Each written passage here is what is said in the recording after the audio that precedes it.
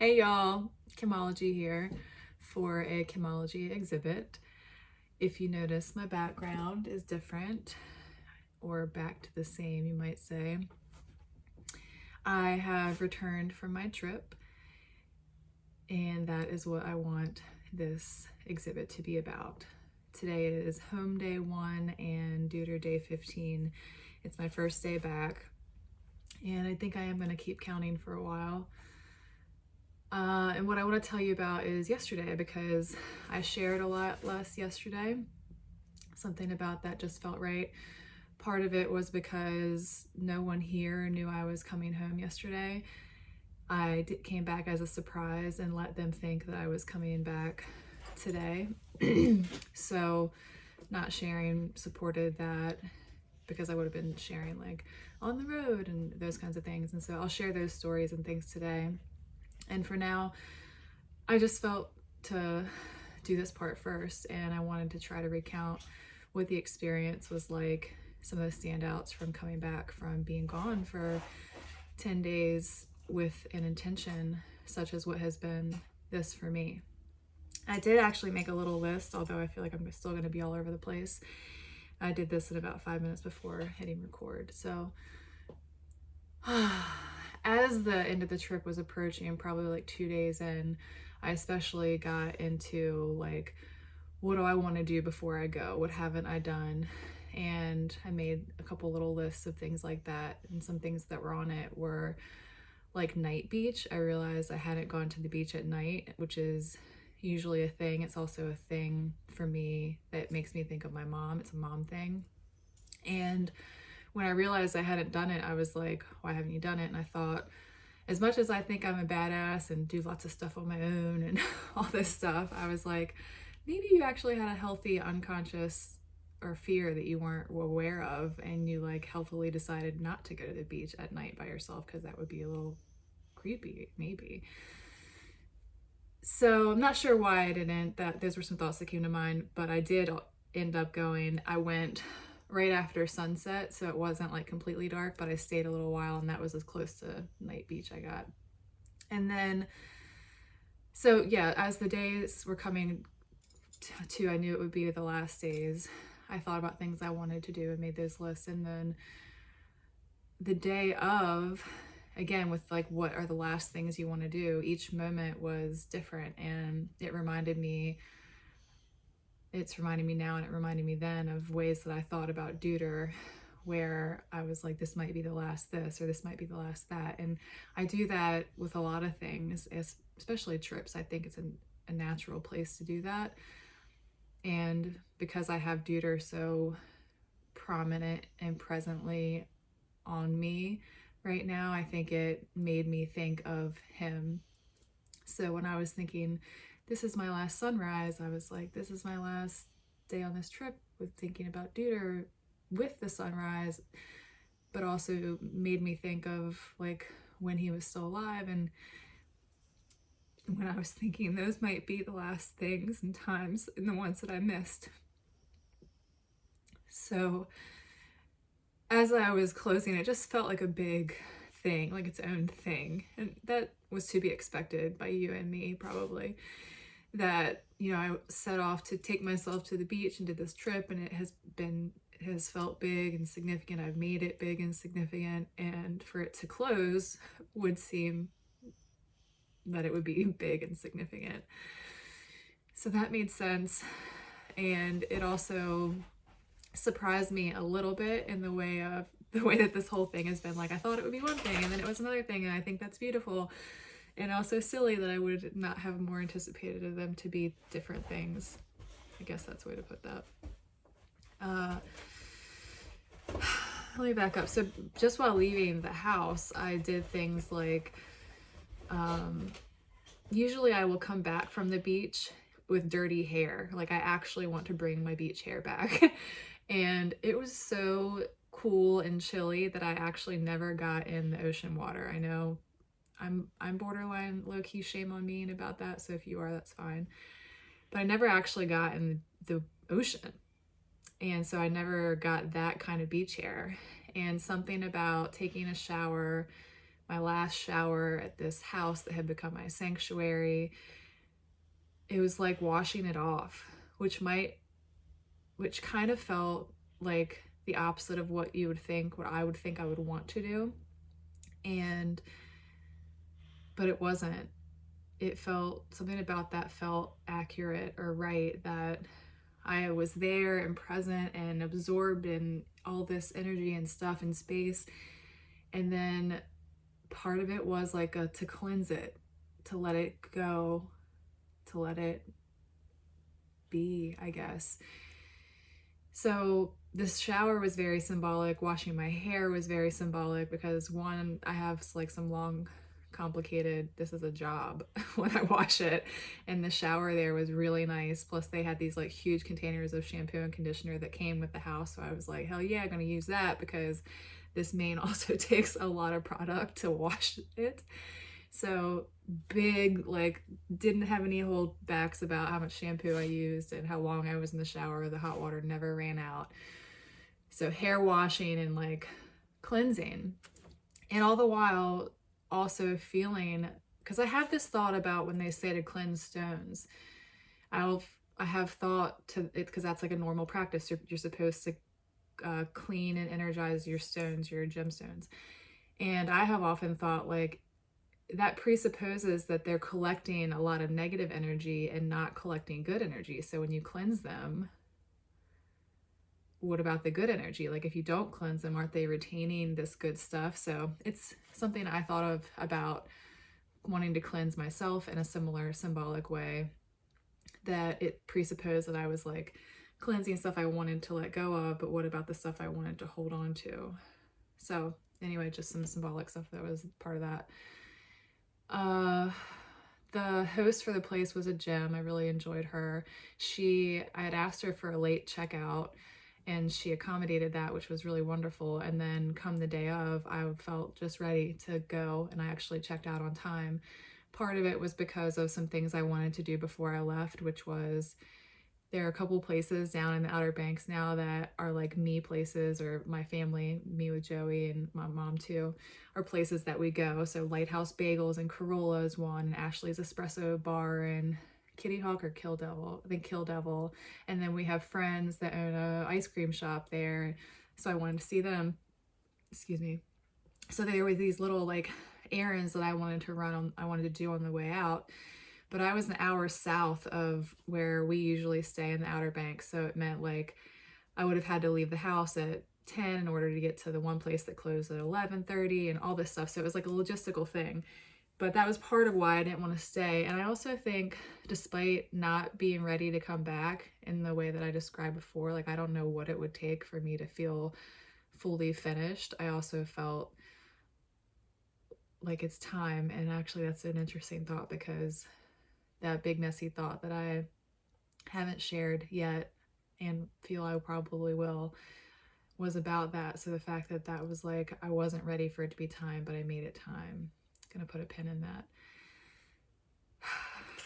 I don't usually watch these, so I'm gonna write that down real quick. When I finally got in the car, I always make the starts of trips kind of like a thing, and so I do a selfie, and then I say ciao to now for now, and I did that at the sunrise. I said that to the beach. I took Dooder's rock, the triangle that I took on the trip, and had, what's that wet spot? It's the prettier side. That would be egg from breakfast.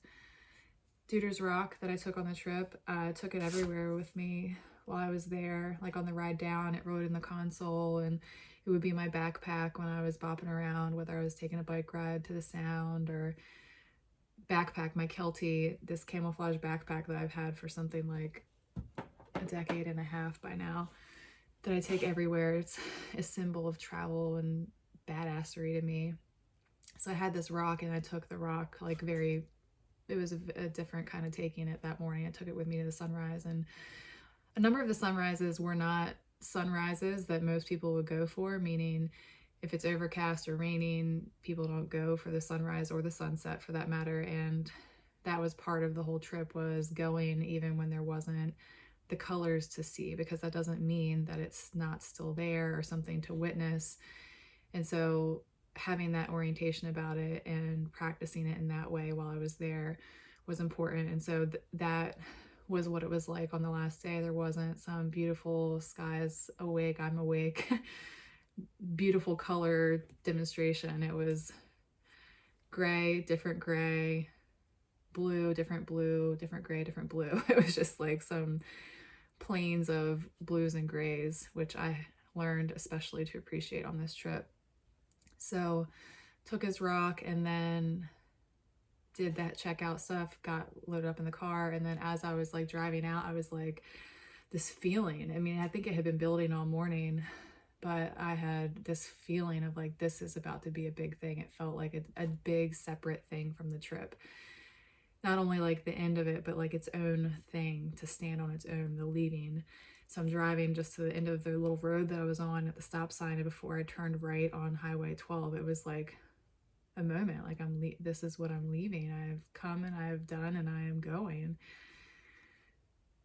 I took a picture of the stop sign even, and then I pulled out and I tried to be really present on the drive. I started with listening to some music, and I've been putting songs on this list that like are songs that make me think of this time or make me think of Dooder. And so I started with that list and then was culling other lists that I have, looking for songs like that. And I thought that would be the first part of my time. I had an hour drive from where I was in Salvo to go north to the Outer Banks area to go get bagels and do those things on my trip. I had it in mind that I was also going to go to the post office and mail all these paintings that I have for all the people who sponsored the trip. And it became such like a task. Not like, I mean, the paintings, I spent hours. I did over 25 paintings. They're little, but still like hours of work. Plus I wrote a note on every single one. And I'm not the kind of person that just says like, thanks and happy holidays. Like it's like a thing.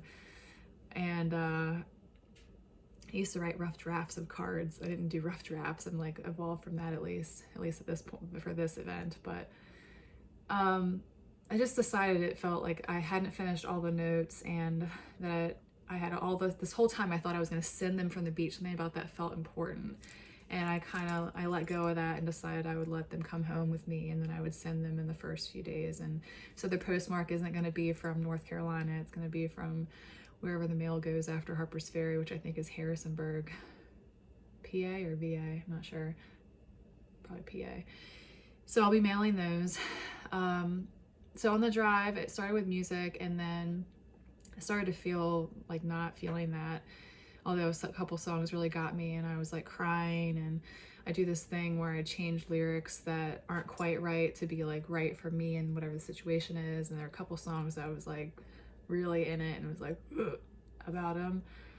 And then Dooder's Rock there in the console, and windows down, and got further down later because when I started out it was actually kind of cool and windy and sand blowing all over the place on 12 and stuff like that. And then finally I got to the point where I wasn't really feeling the music anymore, and so I put Alan Watts as someone that I like to listen to, and I googled him on YouTube, and the first video that came up was called Letting Go, and I was like, gonna take that, put that on play and listen to that for about an hour and a half as I drove, and really resonated with some of that. And after that I drove the last several hours in quiet. I just was thinking my thoughts and would put a couple things on notes when something really stood out, or like a note I wanted to send to myself type thing.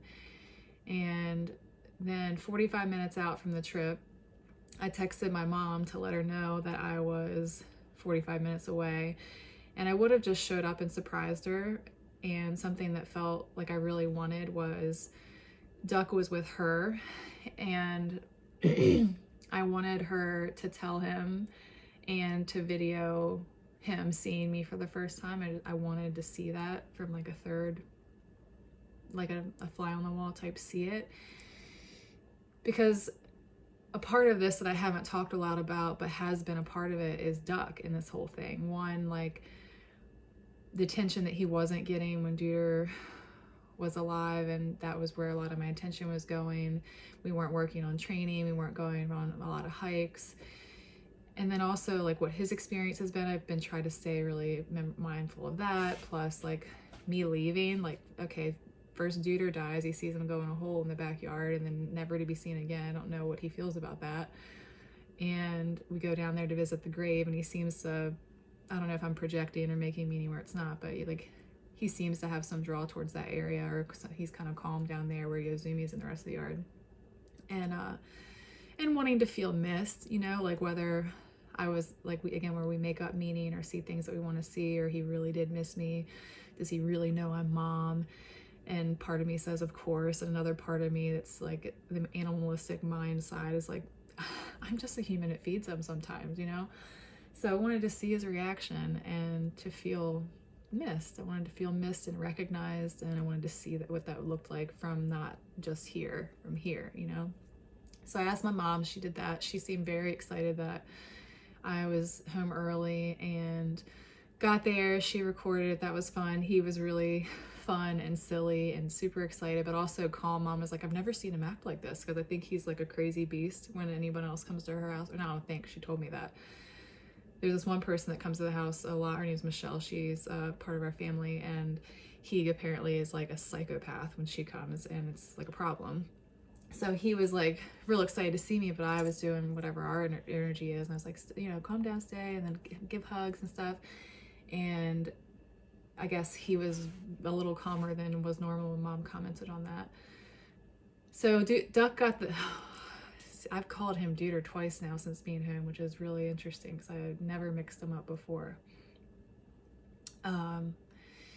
So got there, Duck got the first hello, which in my life, and especially with me and Joey, we have this thing where we are number one for each other. So like no matter what's going on or who we're with, we go to each other first. That's like a thing in our partnership that is like the special thing that we do. And that means like when the dogs are bombarding you when you get home, we go to each other first. And so in that lineup, Mom should have been first, although maybe not. Anyway, I had a thought about it. I was like, maybe Mom should be first, but Duck was first and then Mom, and we did a big hug. And I know that her and Joey really missed me a lot, and I also felt so supported by them, like in ways that feel really emotional for me, because I just feel so loved, and I guess in ways that I don't know that everybody feels that supported, and I haven't felt that supported by my mom always. God, she's like crazy and the epitome of, I don't know what, of momness to me, of course, but that seems obvious. But Joey, you know, I've been loved by men before, but he's special. The way he loves me and supports me is the only way that it works. So yes, I feel so supported and loved by them. And so seeing her and knowing that it was hard for them, for me being away, but that they gave me space, but were also there.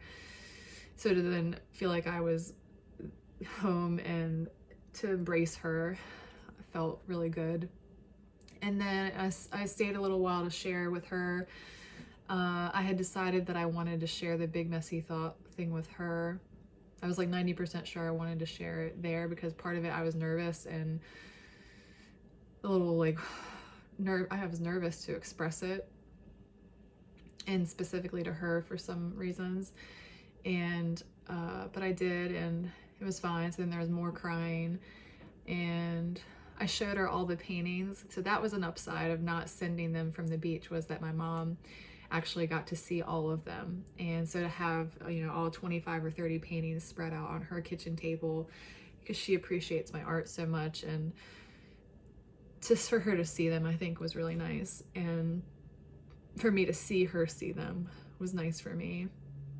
She really seemed to appreciate that. And then I gave her hers. She got a painting, and I told her the story of the paintings too, which was that save the best for last, or some concept of that. I think I usually or often will do it that way. And when it came to the paintings, I thought like just do all of them or any of them, and then pick the ones that are less important. I mean, they're all important, but like a person who sponsored versus my mom, that's a different thing, you know? So instead of doing ones that felt less significant in a certain way first, I did the most important ones first. And the most important one was me. I did my own first. So I did this painting for myself, and then wrote myself the thing on the back, and then I did Joey's and Mom's, and then I did all the other ones, and that felt important. It felt special, unique, different than what I might usually do, and meaningful that I did it that way. And then so at Mom's, still hadn't told Joey, and I thought that he wouldn't be home when I got home, but it would have been great if he was. But when I got to, so then Duck in the car with me, and that was actually another hard part that stood out, was picking Duck up and not picking up Dooder. So for years, it was Dooder and Sotsi, who my mom and dad, this is the tricky thing about memory, is that you start to remember what's the most recent, and I seem to remember has happened more recently than what has happened before. So when I say like my mom always took care of them, my dad and I were only estranged for 4 years out of 38. And the fact that like the makeup of most of what I feel about it in the present moment is those 4 years versus the previous 34 is a thing that I'm working on. But all that to say that when it was Dooder and Sotsi, they always went to my mom's or my parents for when I went out of town and when I traveled. And I traveled a good bit, so they were like always there. And it was like this no-brainer type thing, like barely even asked my mom, which in retrospect is like maybe not very nice. And to just like assume that they would always take them. And there were times where it wasn't that, because my mom would be working like 18 hours a day, and my mom and dad weren't home or together or working together, so it wasn't actually good or reasonable for me to take my dogs to her house where her dogs were already like in this not great situation.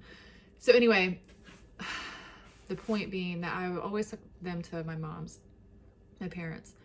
And when Sotsi died, it was just Dooder and me for a while, and then that became I would always take Dooder, and she would take care of Dooder most of the times when I would still traveling, and she was where Dooder went. And so when Duck became a thing, it all still was. Like when there's a trip, often they go to Mom's, and that wasn't always the case. It has changed some, but still has that feel for me. And so to be coming home from a trip and not have Dooder there, that thought started to occur as I was like getting close to my mom's, and it was a hard one. And then being greeted by just Duck and not Dooder, I think that was the first time for that, at least from like a trip. Yeah, it was definitely the first time. So some big feelings about that, and all those things are going to happen in this time after. And I want to notice them. I want to acknowledge them. I want to see them as first when they happen and stuff like that, and take them in and be present for them when that is the case. So that, and then so Duck and me, like our first we're back together, little road trip, get him in the car, driving down the road, took some pictures of him, took a selfie of us. And then when we get home, I knew that I wanted to go to Dooder like right away. I was also a little worried about what I had in the cooler, so as soon as I parked, Joey wasn't here, I brought in the cooler and unloaded the cooler. And I remember walking into the house and that feeling of being away, and in some ways it felt like unlived in, even though Joey had still been here, although I think wasn't here much because he was working so much, and he had a hard time and said things like, you know, life just doesn't happen when I'm not here. So I think it actually was not lived in some ways, but it had a feel. And it reminds me of this quote that I love and won't direct quote accurately, but it's the one that says, coming back's not the same as never leaving. The people there see you differently. and you see yourself differently, something like that. But the point being that coming home isn't the same as not leaving. Coming back is not the same as not leaving. And the fact that everything is seen differently, whether it's you see it differently and that other people see you differently. And so coming home with those fresh eyes and thinking, man, I really want to hold on to this. I want to retain that. Because it's that kind of perspective that you can get from such things, whether it's like a brush with death or an extended time away. There are events that can have effects on our perspective that can be very illuminating and powerful if we choose to see them and use them. And that's a big part of what I want from this trip, is the coming home part. And the day before was even the last day, I had this thought in my head, and it was, my wake up in love thing. And I've been thinking, like, what is it now? Because I haven't felt wake up in love before this, and now especially not with this. It's like not what I was waking up to. So I was trying to be true to whatever was really there. And so the day before the last day there, I thought, wake up and change. Wake up and a change. Wake up in change or and change. And then today it was wake up changed, wake up and change. And then this morning it was wake up in change. Something about change and wanting to, what do I want to change? What change do I want to bring with me or from this or create from this? That's been a part of it from the very beginning. And so now to have the trip coming to a close or an end or a finish, I'm not even sure what word resonates with me, having some decisive chosen things from that, or maybe they're not decisive and chosen, maybe they're just there, and acknowledging them and then bringing them in, committing to them, or whatever that is, wanting to have that as part of this. And so that about walking into the house, and I had thoughts, everything from like, I've been having this feeling to get rid of stuff I don't love for a while now. And it started years ago when I first read The Life-Changing Magic of Tidying Up and never fully did it. but it is how I use it in the impartial way that she basically says not to do. Like, you have to do it all at once, but I don't. And so that's the wrong way. But feeling more and more drawn to that, especially recently. So walking in and being like, maybe it's time. And also feeling, having been gone from the house, like wanting to clean up the house. And then when I went in the back,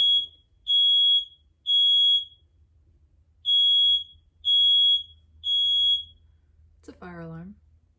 Why is it going off? Huh. I'm gonna turn, my house is only so big, I can see from one end to the other. Hold on one second.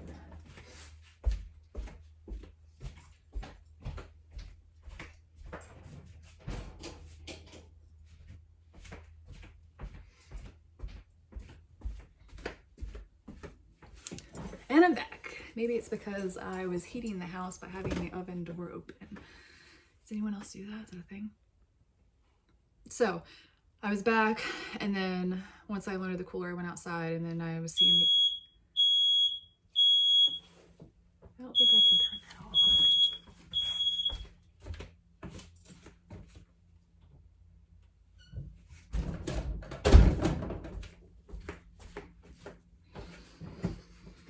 I shut the door, maybe that will help. I'm sorry about that. Coming to a close for this video. I went outside and was seeing the yard and the green and noticing what changed, and there were some things blooming, and some of my plants had come back, my perennials, some herbs had come back and some didn't. So seeing that and thinking about life and death and how flowers bloomed while I was away and some things didn't come back, and Dooder and death, all the things that bring me back to that. So I went down to his grave, I took his rock and the last bottle of wine, this like half bottle I had, I bought the last night there, picked it out for the label. It was the only alcohol I bought down there because I took some things with me, but I bought it because I wanted like something symbolic of the last night, and I knew that I would take it home and it would be like a thing that happened in both places. So I took this bottle of wine down in the rock to Dooder's grave spot and told him about the trip and put the rock back like where I took it from. and drank the bottle of wine from the bottle and waited for Joey to get home, sat down there, and then threw the ball for duck. It was just home and feeling that and feeling like I want my life to change from this. I want to cultivate change out of this and to be, I'm an intentional person, but how to be even more intentional. And as much as I don't subscribe to more, like what does that mean to me? And getting clear about that. And so the coming home, and I knew Joey was at the gym and he would be coming home soon. And I used to have this thing, I actually got it from the book Atlas Shrugged. What's the girl's name in there? Right now blanking on her name, but the main character in there, there's this thing she does with a guy that she sees where she just waits for him to come home. She's not like doing stuff, she's just present and waiting for him to come home. And there was something that spoke to me about that in that book when I read it for the first time years ago, and I practiced it. I tried it on as something I did when Joey and I first started dating, and I would just be sitting in the rocking chair in the yard waiting for him, not on my phone, not doing anything else, not like puttering until he got there, just sitting, waiting for your love to arrive, for waiting for the thing that you're wanting to come.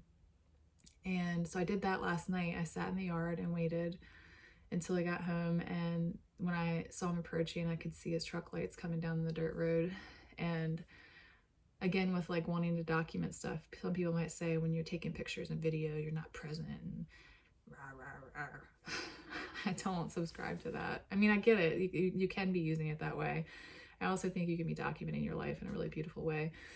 And so I did that. I picked up the phone and I videoed him, and he got out of the truck, did nothing else, ran straight to me, blew past Duck, who was trying to be number one, and came straight to me, and we had a big embrace, and I could feel how excited he was to see me.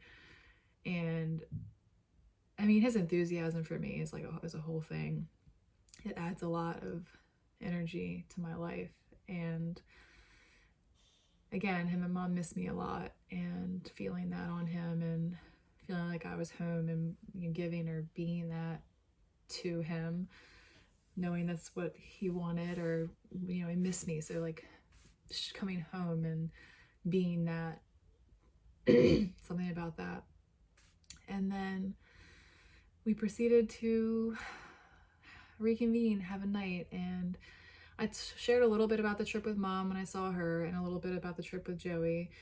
Joey understands or sees it in a way that is a little more how I see it, which is I share a lot, and there's not a lot on the other side that isn't shared with you. And Joey knows that and can ask some like specific questions, like what about this thing you shared or whatever. But for my mom, she's like, I want to hear all about your trip. And I'm like, I pretty much already told. But for someone who's close to me, it's not normal, right? It's like we think that people share a little bit on social media, but what really happened isn't there. But for me, that's really, really what it is. There's not a lot left.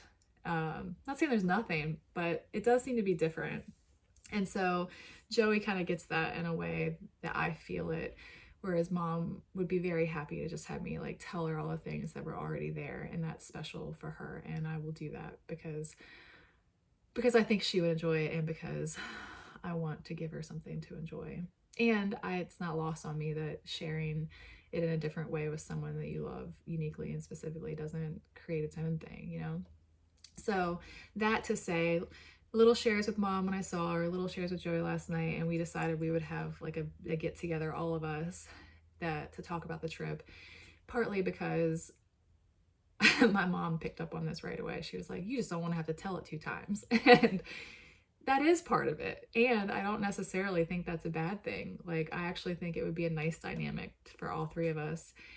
And I am like an efficiency monger and would love to not have to tell it twice. And I was writing my morning pages today. I was like, 1, I hope Mom didn't take that as a bad thing. And 2, I hope it's not a bad thing that I actually feel that way. Like, I would prefer to share it and have like that group experience with the people that I'm closest to.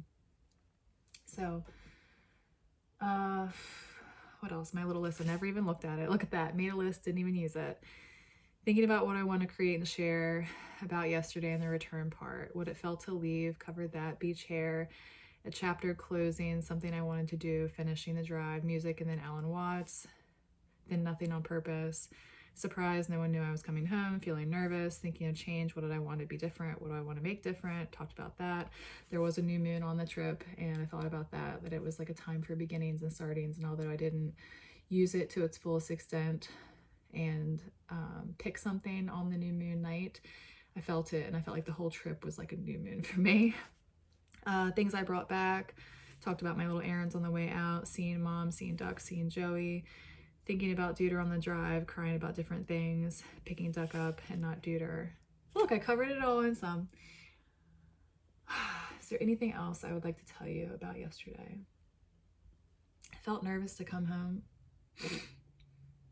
Don't necessarily know why, just acknowledge the feeling. First time sitting in the creative corner, got Dooder staring at me over the thing thanks to a print someone got me years ago. And Duck seems grown a little and he smells different. His head smells different. Must be some time at Mom's made him smell different.